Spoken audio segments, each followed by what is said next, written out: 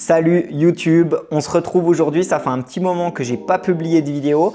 La bonne nouvelle, c'est qu'aujourd'hui, on se retrouve non pas seulement pour une seule vidéo, mais pour une mini-série immersion dans les coulisses de ma conciergerie. J'ai décidé de tout te partager. Je vais te montrer comment on récupère un bien en gestion, comment se passe la visite avec un propriétaire, la signature, la remise des clés, la préparation du logement avant la mise en location et la publication des annonces. C'est vraiment une mini-série qui va t'apporter énormément de valeur parce que je trouve que voilà, faire des tutos en face cam, c'est pas assez parlant. Le mieux, c'est de voir que je puisse te partager tout ça. Et cette mini-série, elle est possible grâce à PriceLabs qui est le sponsor de cette vidéo.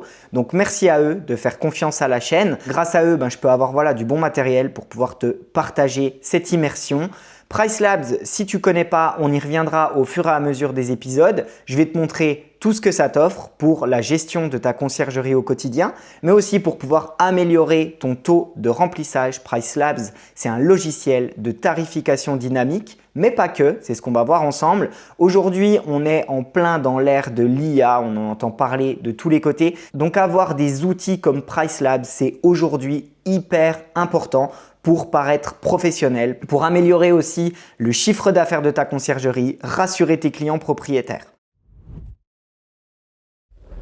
Donc là, il est 10h30 du matin. On est dans un de mes Airbnb que j'ai en gestion parce que comme tu le sais, j'ai deux conciergeries. Je suis parti en déplacement dans la conciergerie que j'ai dans une petite ville de l'Est de la France. Et quand je viens, j'en profite pour dormir dans mes logements parce que ça me permet de voir tout ce qui ne va pas.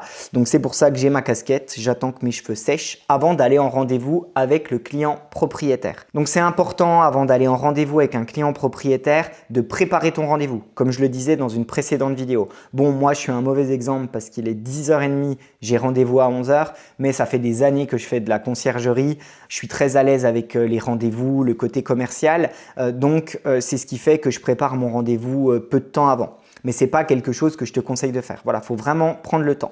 Donc, pour préparer mon rendez-vous, j'ai préparé mon contrat. Je vais préparer aussi le compte Airbnb pour qu'on puisse gagner du temps avec le client propriétaire. Mais je vais aussi me servir de PriceLabs avant mon rendez-vous en me servant du Revenu Estimator Pro qui me permet en fait de faire une estimation rapide des revenus. C'est important quand vous allez en rendez-vous de ne pas arriver les mains vides et de dire voilà, j'ai fait une petite étude de marché qui va nous permettre de voir ensemble quelle va être la rentabilité de votre bien, le taux de remplissage et toutes ces informations-là. Donc, je vais te partager mon écran pour te montrer très rapidement comment on fait pour se servir de Revenu Estimateur Pro. C'est ce qui te permet en fait d'aller en rendez-vous et d'être confiant. Moi, je n'utilise pas de logiciel gadget. D'ailleurs, je t'invite vraiment à faire attention à tout ce que tu achètes parce que la trésorerie, c'est vraiment le nerf de la guerre. Par contre, on est en plein dans l'ère de l'IA. Aujourd'hui, on entend parler partout. Ton client propriétaire avec qui tu seras en rendez-vous, il en entend forcément parler. Donc, tu es obligé d'arriver avec des outils pour paraître crédible. Ça fait aussi investi, ça renvoie une bonne image. Donc là, ce que je vais faire juste avant le rendez-vous, c'est que grâce à Estimator Pro, je vais pouvoir en fait faire une projection à mon client. Donc, je vais te partager mon écran pour que toi aussi, tu puisses voir comment ça fonctionne. C'est très rapide. Là, on voit en fait à l'écran notre estimation. Donc, au niveau de l'estimation, j'ai renseigné l'adresse. Il y a 2 chambres, la source. Donc là, maintenant, on voit à l'écran plein d'informations qui sont hyper intéressantes parce que ton client, ça va le rassurer, mais toi aussi, ça va te permettre de te donner confiance en rendez-vous.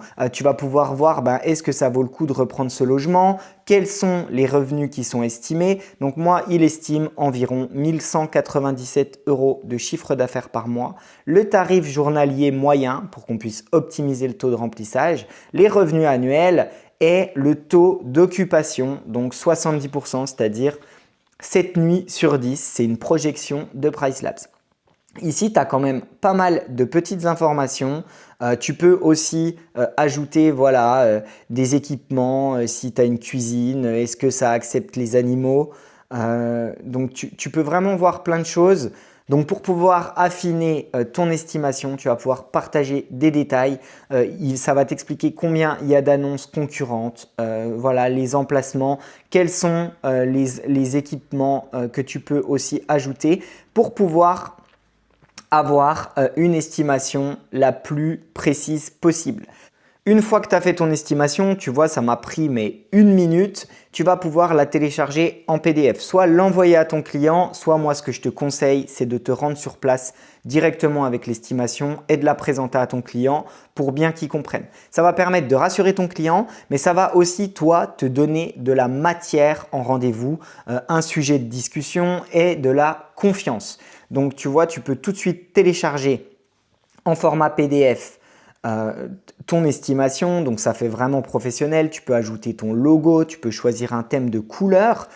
Donc hop, on télécharge le PDF. Donc une fois que tu as téléchargé le PDF, donc ça reprend en fait, donc soit avec ton logo, avec tes couleurs que tu peux définir, les revenus annuels qui sont estimés, quels sont les tarifs journaliers moyens. Ça va cartographier aussi ton annonce, ça va montrer les logements concurrents qui sont à côté du tien. Voilà, donc c'est hyper intéressant d'arriver en rendez-vous avec ce type de document parce que le propriétaire, ça le rassure et toi, ça te donne aussi de la matière, voilà, de pouvoir expliquer. On n'est pas tous forcément hyper à l'aise avec la rentabilité, etc. Donc, ce qui est très intéressant, c'est que grâce à Price Labs et au Revenu Estimator Pro, c'est que ça va te prendre vraiment 5 minutes, même pas 1 minute pour pouvoir avoir l'estimation complète, prête à l'emploi de ton logement. Ça va permettre en fait à ton client de se projeter, de savoir quels revenus vont être générés par son bien, mais ça va aussi à toi de permettre de ne pas perdre ton temps. Parce que voilà, si tu vois demain qu'un logement il rapporte 3 000 € à l'année, ça vaut peut-être pas le coup de le reprendre en gestion. Donc pour moi, tous les voyants sont au vert pour récupérer ce logement en gestion. Donc maintenant qu'on a estimé les revenus et que notre document pour le rendez-vous il est prêt, moi je vais créer très rapidement un compte sur la plateforme Airbnb. Je suis le seul administrateur des comptes que j'ai en gestion dans ma conciergerie. Je t'invite d'ailleurs à faire la même chose. Pourquoi? Parce que si demain, le client propriétaire, il n'a plus envie de bosser avec toi et il bosse avec une autre conciergerie, le but, ça va être de préserver ta propriété intellectuelle, toutes tes techniques que tu utilises au quotidien, les messages automatisés, à quelle vitesse tu réponds, voilà, les secrets de ton entreprise pour éviter qu'une conciergerie concurrente soit au courant de comment tu bosses.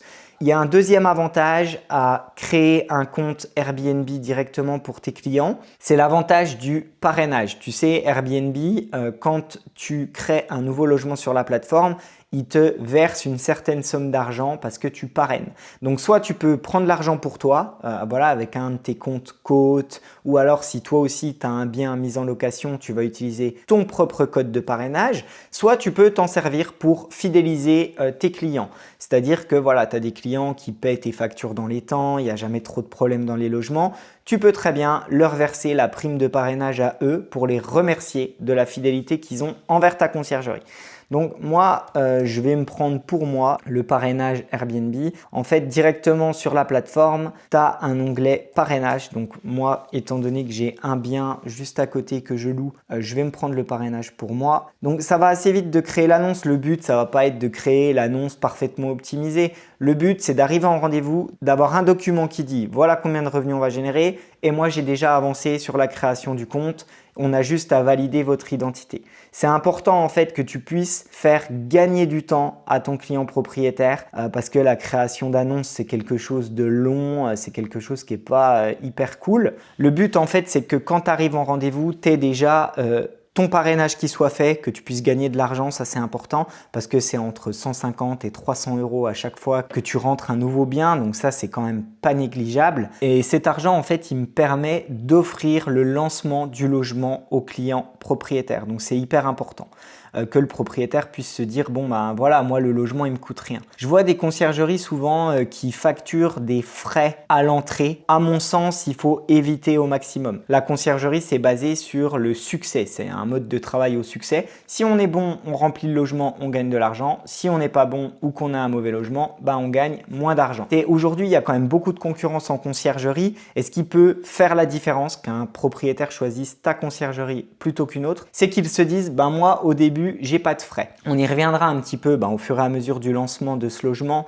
sur les frais parce qu'il y a beaucoup de choses que tu vas pouvoir facturer. Mais au début, il faut montrer entre guillemets patte blanche. Voilà, on ne parle pas d'argent tout de suite. Non, la publication des annonces, c'est offert. L'édition des annonces, les photos, voilà. Mais t'en gardes la propriété. c'est aussi ce qui te permet de fidéliser ton client. Si ton client, dès que tu fais quelque chose, tu le factures, il va se dire « Ah, mais moi, si je l'avais fait moi-même, ça m'aurait rien coûté. » Le but, c'est de lancer le logement, d'obtenir la signature du client et par la suite, on va ajouter des frais. Voilà, tu vas gagner de l'argent.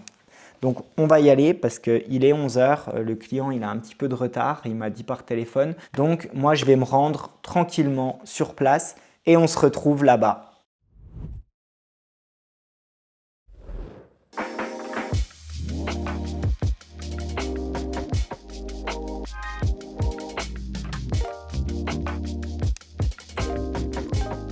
Bon bah on est au lieu de rendez-vous, il m'a donné le code d'entrée. La voilà. porte est ouverte. Hop. Donc une cour qui est sympa. En plein centre-ville. Ça c'est bien. Ça c'est bien, la porte elle n'est pas verrouillée, donc pour les voyageurs c'est plus facile. Je pense que c'est là. Bonjour Léo. Bonjour, ça va? Enchanté. Ouais, j'ai la petite caméra. Ouais. Et c'est cool de se rencontrer enfin, hein? Mais c'est vrai que lui, on s'était encore pas vu physiquement. Bah ouais.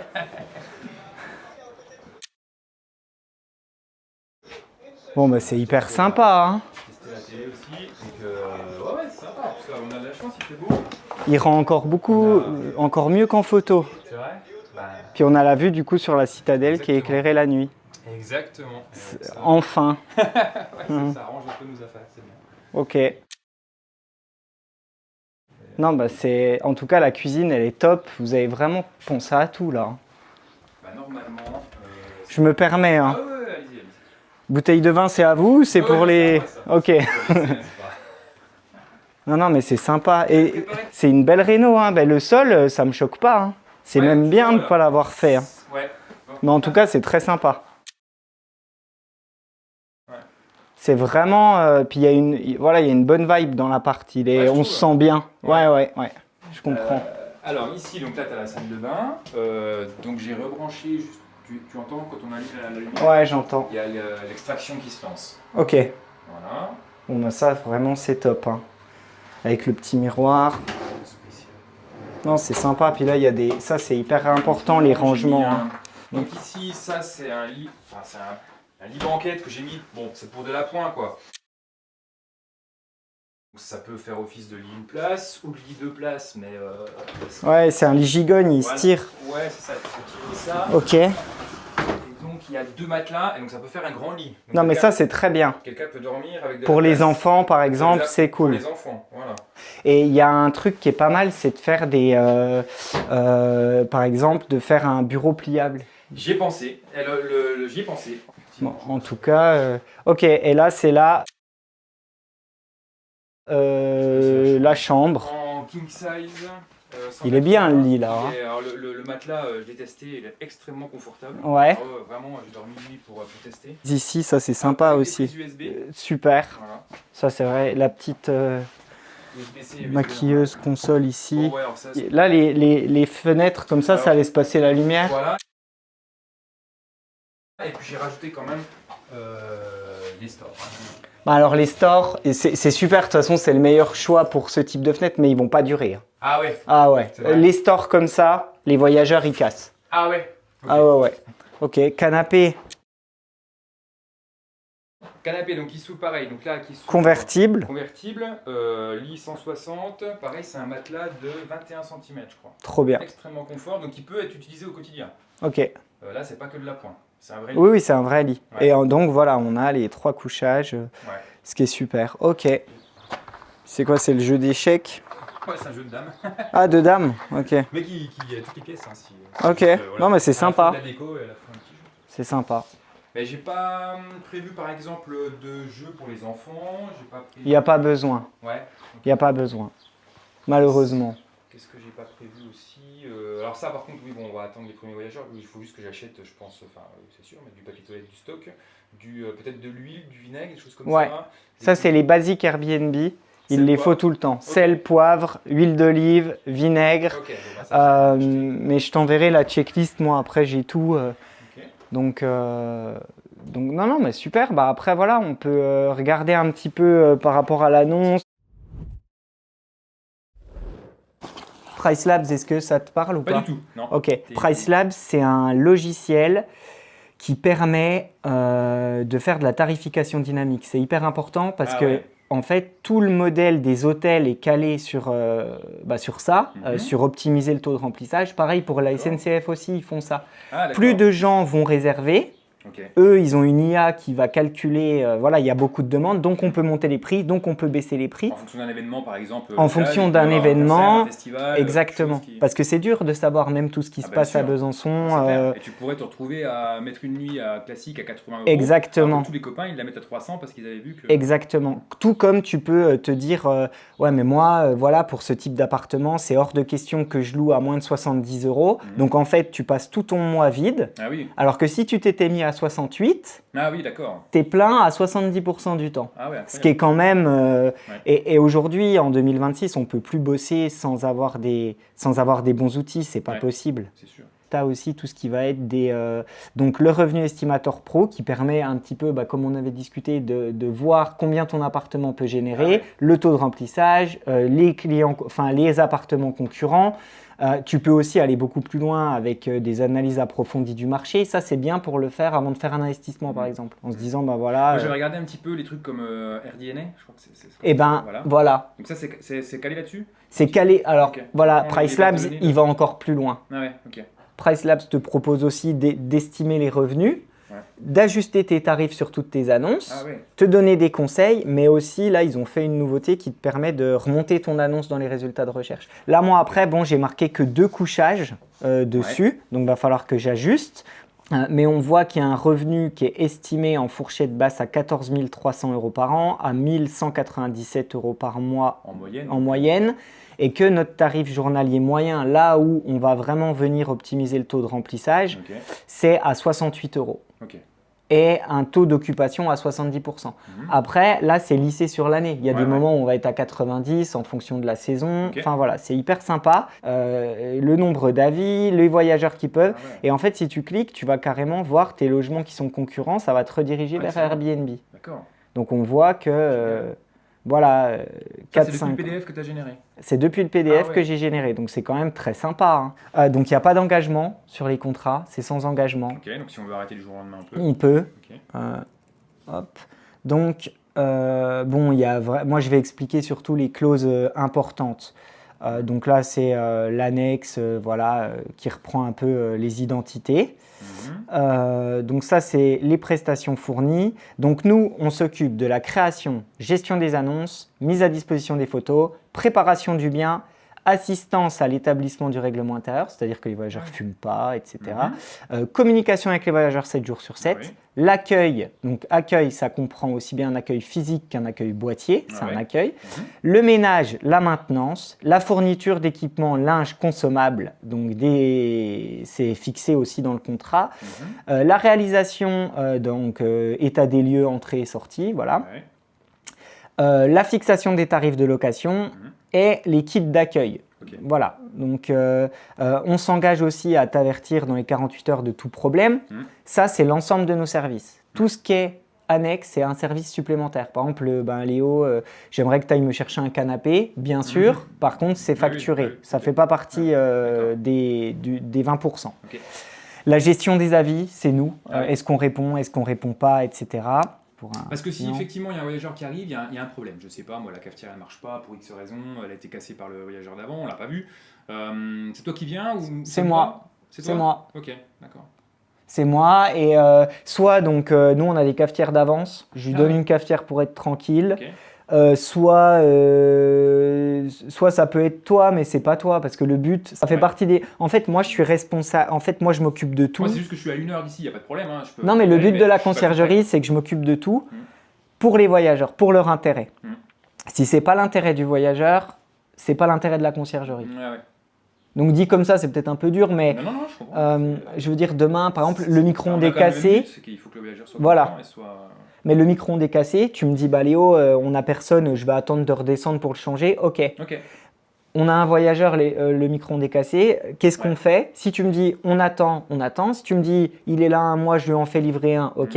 Si tu me dis, Léo, occupe-toi-en, je m'en occupe. Mais il peut y avoir, par exemple, d'aller chercher le colis, de le porter jusqu'ici. Oui, on va facturer on va facturer 25 C'est €. au cas par cas, on Déboucher les toilettes aussi, ça je facture, parce que Ouais. les plombiers ils prennent 1000 balles. Hein. Ah, ouais. Nous on facture, ça, déboucher les toilettes, on a un furet, on a tout, mais on Ok. facture. En fait, la conciergerie, le but c'est que dans les 20%, tu as l'accueil, l'assistance aux voyageurs, Ouais, ouais. courir partout pour le voyageur Faire s'il en sorte faut, que ça tourne, quoi. perte des clés. Voilà. Moi je vais créer l'adresse mail, tout ça. Ok. Puis après, ça me dérange pas que toi, tu aies accès au compte. C'est Ok. pas des choses qui me gênent. Moi, Ok. je suis transparent, j'ai Ouais, aucun ouais, problème. Donc voilà.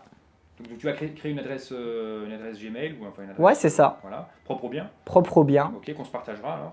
Alors qu'on se partagera pas, mais toi, pour te connecter, tu auras. Puis Mais après, je vais si avoir tu besoin. veux, oui, voilà, si tu veux rester dessus, regarder le compte de temps en temps, bien sûr, tu peux. Ouais, bah si tu veux changer les Et mots de passe et l'avoir, y a non. pas de souci. Non, non, non, non, non, ça non, me dérange pas, hein, pas, que ce pas soit- nécessairement. que ce soit Moi non cloisonné, plus, ça me dérange gêne pas. Mais c'est que j'en ai besoin d'avoir aussi l'adresse mail parce que, en fait, déjà pour pas te déranger, puis surtout ne pas attendre.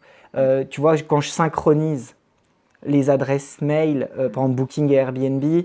j'ai besoin d'accès aux mails. Ah bah oui, oui, bien Puis je sûr. peux pas Ils vont demander à t'envoyer un le code, il va durer client, 10 minutes, voilà, ouais, je c'est peux pas sûr. dire à un client j'ai besoin de ton compte perso, ce serait Bien un sûr. peu bizarre. Donc c'est propre à l'annonce. D'accord. Voilà. Bon, bah, ça marche. Bon bah nickel. Eh bah, écoute, merci pour toutes ces explications très claires. Ouais, non, non, mais ça c'est démarre. super. Et puis du coup pour les clés, après voilà, moi là je vais faire le contrôle gouvernant. Ouais. Que je t'enverrai par mail après. Là, je Ok. vais tout faire le compte. Parce que est-ce que toi là tu restes? Est-ce que moi je repasse? Parce que sinon, moi je vais le faire maintenant. Ah moi là je repars après là. Ok. Enfin, si tu veux. Ouais, bah, parce que moi je vais le faire tout de suite. Enfin, C'est une avec fois lui. qu'on a fini le rendez-vous. Ouais. Donc est-ce que je peux partir et puis te laisser. Ouais, voilà. Ouais, bah. C'est après. Hein, moi, je suis pas pressé, mais c'est vrai que je vais le faire maintenant le contrôle Ouais, gouvernant. pas de souci. Comme ça, au moins, je suis Bon, on le fait nickel. ensemble, Et je vois puis, un peu comment tu ouais, vas on peut. avec toi. on peut le faire ensemble. Ok. Ok. C'est des trucs qui peuvent parfois disparaître aussi, ça.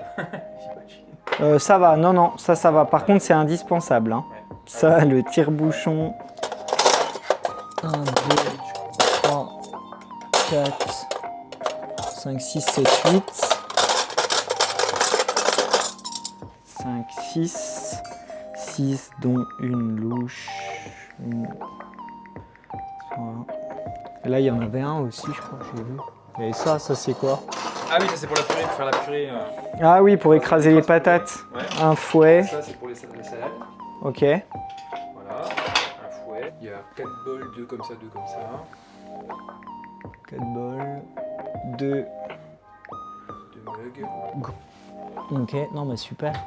Après, c'est là. Il est pas branché? Si, si. En fait, il s'est éteint quand on. Alors, j'ai mis un code, je ne me rappelle pas que j'avais mis ça, mais il y a un code quand on allume la télé. Il ne le demande pas tout le temps.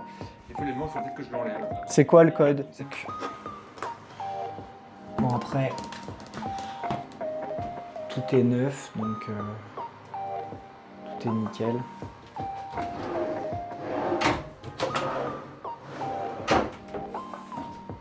Ah oui, un sèche-cheveux, des soins, ouais, lampe de chevet, ok, multiprise aussi ici. Bon, de toute façon, je vais devoir repasser. Parce qu'en plus, on va faire un bac. Ah, c'est sympa, là, j'ai pas vu le... Là. Ouais, c'est bien. Puis là, il y a le store, alors. Ouais, nickel. À l'aise, t'as mis? Ah, il y en a là aussi. Ok. Eh ben, les à l'aise, elles sont dessus. D'accord, Sur chaque très bien. Très bien.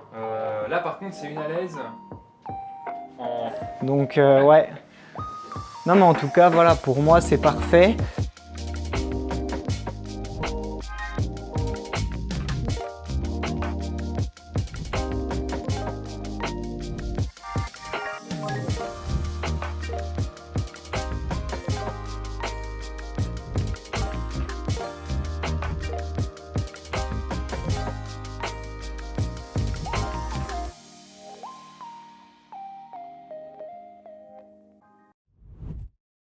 Le propriétaire est parti, j'ai bien récupéré les clés de ce nouveau logement, donc c'est parfait. Je suis hyper content de vous avoir partagé ça dans ce premier épisode. Là, moi, je vais m'occuper de beaucoup plus approfondir la mise en route du logement, le lancement, programmer le ménage de lancement aussi, le fameux état des lieux, aller un peu plus dans le détail dans mon contrôle gouvernant. D'ailleurs, dans le deuxième épisode, je vous partagerai le lien pour télécharger le contrôle gouvernant que j'ai créé, que j'utilise au quotidien pour les lancements de logements, parce que je pense que ça peut vraiment vous aider. Quoi d'autre? Pour le lancement du logement, ce qu'il va falloir faire, donc là il n'y a pas grand chose à faire, c'est pas moi qui vais le faire directement, je vais envoyer mes équipes de ménage s'en occuper, faire les lits, préparer, ranger aussi voilà, les produits d'entretien, etc. Je vous montrerai là dans le prochain épisode, moi dans tous les logements que je lance en courte durée, je mets un bac en plastique transparent où je viens doubler en fait les consommables, les produits de nettoyage, les draps, les linges. Tout est dans un bac avec une sangle à code. Comme ça, si demain, la femme de ménage, elle oublie de mettre du papier toilette et du café et que les voyageurs, ils m'écrivent à minuit en me disant on n'a pas de papier toilette, eh ben, je leur donne le code de cette boîte et ça m'évite de me déplacer. Pareil pour les draps. Demain, tu as un voyageur, je ne sais pas, il y a un enfant, le drap est mouillé, il faut le changer. Eh bien, tes voyageurs vont avoir accès tout de suite à des linges supplémentaires. Il faut vraiment faire en sorte de tout processiser pour que ton appart il tourne tout seul. Donc le fameux contrôle gouvernant, comme vous l'avez vu, c'est aussi sympa quand tu le fais avec le propriétaire. En plus, cet appart, il est très sympa. Moi, j'aime bien la localisation, tout ça. Voilà, le but maintenant que je l'ai rencontré, qu'il a confiance en mes services, que je lui ai bien expliqué comment on fonctionne, le but, ça va être de passer le relais à mes équipes pour que moi, je puisse aller me concentrer sur d'autres choses. Donc, dans l'épisode à venir qui s'affiche juste ici, on va voir ensemble comment créer, paramétrer l'annonce, publier en ligne la nouvelle annonce pour que les voyageurs puissent réserver le bien. Je vais aussi programmer en parallèle les équipes de ménage pour qu'ils viennent faire le taf. Voilà, et ben écoute, tu peux cliquer ici pour retrouver le deuxième épisode. On va parler de tout ce qui est lancement du logement, donc management des équipes, préparation du bien avant la mise en location, publication, création des annonces. On va voir tout ça dans le deuxième épisode que tu peux retrouver juste ici. Ciao!